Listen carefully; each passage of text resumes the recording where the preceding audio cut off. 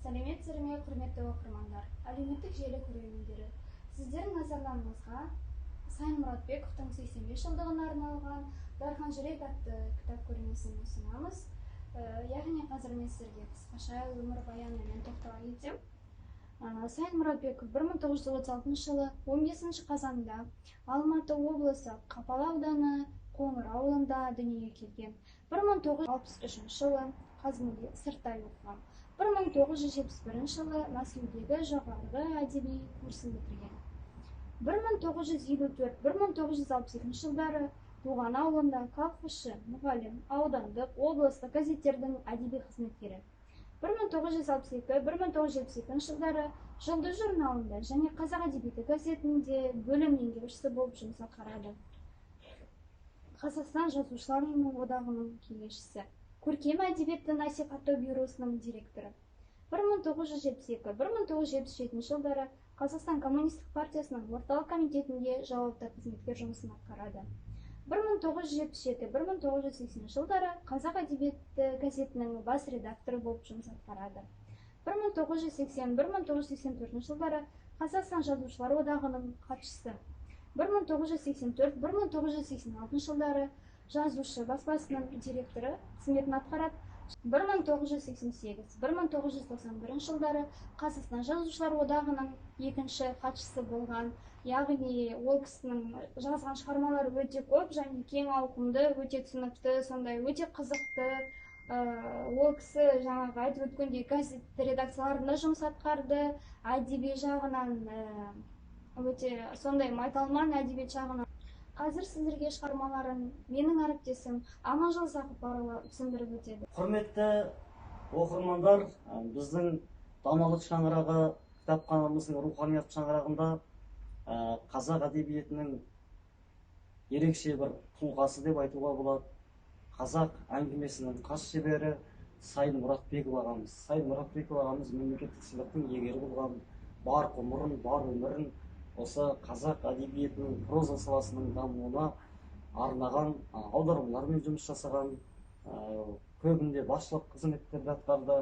Бірақ енді біздің бір қуанатынымыз, біздің кітапханамыздың шаңырағында, алтын қорында, кітаптарымыздың қорында Сайын Мұратбеков ағамыздың шоқтығы биік рухани туындылары бар. Және біздің құрметті оқырмандар, біздің кітапханамыздан Сайын Мұратбековтың 5 томдық шығармалар жинағы. Өздеріңіз білесіздер, Орда-бұзар 30-ға келген кезде қазақ әдебиетіне менің қарындасым деген тамаша әңгімелермен таныс болған Сайын ағамыз керемет әңгімелерді өмірге әкелді. Осы Сайын Мұратбеков ағамыздың әңгімелері арқылы жалпы адам өзінің болмысын, балалық шағын, арман мақсаттарын, жан дүниесін таба алады деген ойдамыз. Қазақстан мемлекеттік сыйлығының лауреаты Сәбит Досанов ағамыз да осы Сайын ағамыз туралы керемет пікірлерін білдірген. Сайын Мұратбековтың шығармалары сымбаты бөлек, сырлы әлем. Оның менің қарындасым, ауыл оты, көкорай, дос іздеп жүрмін, қалың қар, өлара, отау үй, жабайы алма атты прозалық кітаптар қазақ әдебиетінің алтын қорына қосылған асыл қазына. Жаңа айтылып өткен әңгімелері, повестері барлығы осы 5 томдығында қамтылған. Және мен қарындасым, Райгүл, Жанболат, ата, өлең, қайсар мінез, қызғаныш, көктем кегіс кезінде, оппа, қысқы кеш, алғашқы қар, махаббат, Бекеннің құбылысы, қыран құс көк жүзін шарлап кетті, Кәмен тоғай, таңғышық, қылау, үскірік, отау үй, ананың арманы, ұл туған, ескек, жел, ары бері, жол, біреу, жеңеше. Бірінші томында осы Сайын ағамыздың Інжу Маржан әңгімелері.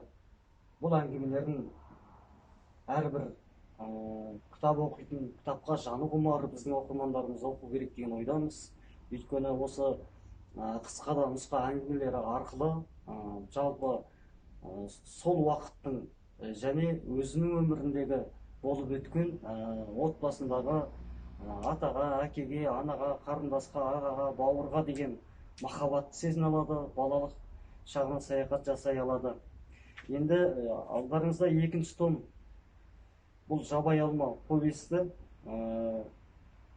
бұл енді соғыс жылдарынан кейінгі жалпы қазақ халқының өмірі, болмысы, тұрмыс тіршілігі түгел қамтылды десек болады. Сонымен қатар бізде 3-ші томында келіп оқысаңыздар, повестері басында Үшқараның Көкорай, Келес көңіл енді әңгімелері, Құданың покусы, Өзге бұралаң жол, Жусан исі әңгімесі керемет. Бұл енді баланың, өсер баланың болашаққа деген арманы, қиялы, мақсаттарға жетелейтін уақыттарды сол балалық шақта армандай білгендігіне қатты жақсы тоқталады. Ақсы түйесі, арылу, жалқау, сергіл, кім жалқау болады, Қарақұлып, Атағаз, Дариға, Тәттей, Түңгот және Очеркі қалқын асқақтатқан ақын. Бұл Сайын ағамыздың тағы да шоқтығы биік туындылары. Сонымен қатар біз енді 4-ші томнан қаламы жүйрік қаламгер ағамыздың сұхбаттары, шындықтың бері істеу, жазушы періште емес, ой түбінде жатқан сөз, өзінің осы жазушылық өміріндегі болмысындағы тәжірибелерімен бөліскен деп ойлаймыз. Очерктері уақыт тынысы және әдебиет, бір күн, қыран құс көк жүзін шарлап кетті, азаматтың өмір жолы, Жаңабайдың әңгімесі, құрбылар. Енді Сайын ағамыз жалпы аударма саласымен де еңбектенген, әлем әдебиеттерін оқи отырып, соның ішінен өзінің болмысына, жалпы қазақ халқының болмысына жақын, шоқтығы биік рухани мұраларды аударған. Көгілдір таулар, отырардан жеткен сый, Қара сұңқар көпірі, ақынның алтын тағы деген. Бұл 4-ші томын қамтып отыр. Сонымен қатар бізде 5-ші томына келетін болсақ, Сайын ағамыздың тағы да аудармалары, ұстаздың оралуы, сонымен қатар тас қалам. Бұл енді 2 бөлімнен тұрады, өздеріңізге белгілі. Осы 5 томдағы шығармалар тағы да Сайын ағамыздың керемет кітабы, ұлттың ұлы қазынасы, оқып шықсаңыздар болады. Бұл да жаңағы отбасына жалпы тәрбие тал бесіктен дейді атам қазақ. Сондықтан тәлімді, тәрбиелі, саналы, сабырлы, салмақты азамат болуға, елге қызмет етуге, бала кезінен басталған еңбектер, армандар, қоршаған ортадағы қазыналы қариялардың ақ-батылары, осының барлығы әрбір адам баласына керек дегенді әңгімелерінде, повестерінде айтып отырады. Жаңағы 5 томдығына қамтылған әңгімелері мен повестері тағы да Сайын ағамыздың ертеректе шыққан кітабында бар. Келіп оқысаңыздар болады. Ескек жел, бұл да тамаша туынды.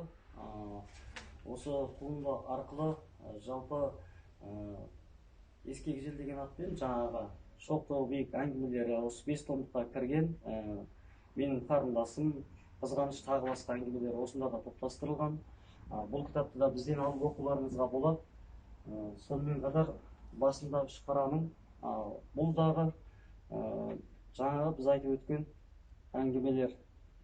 Мысалға бұның ішінде менің қарындасым, Райгүл, Жанболат, ата, өлең деген әңгімелері әрбір қазақ оқырмандары оқуға керекті, қажетті рухани мұра ғой деп ойлаймыз.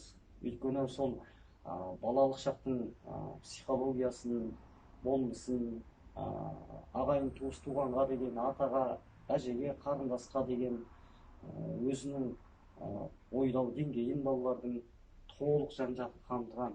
Бұны үлкендеріміз де оқи отырып, бала тәрбиелеуге үлкен зер салса, рухани әсер болады деген ойдамыз. Жалпы осы біздегі бар кітаптар 5 томдыққа қамтылған кітаптардың ертеректе шыққан нұсқалары бар. Бұл кітаптың барлығы біз ойлаймыз көп оқырманның қолына түсе бермейтін, алтын қазына. Сондықтан қара сөздің қаймағын қалқып толқып кеткен, өз ғұмырында бар өмірінде деп айтуға болады, жиған тергенін қазақ баспаларында қызмет атқара жүріп, басшылықта қызмет атқара жүріп, адам болудың негізін салатындай әңгімелерді, повестерді, аудармаларды қазақ әдебиетінің алтын қорына қосқан тұлға. Сондықтан құрметті оқырмандар, біздің Ғабит Мүсірепов атындағы балалар және жасөспірімдер кітапханасына келіп, осында Сайын ағамыздың кітаптарын алып оқуларыңызға болады.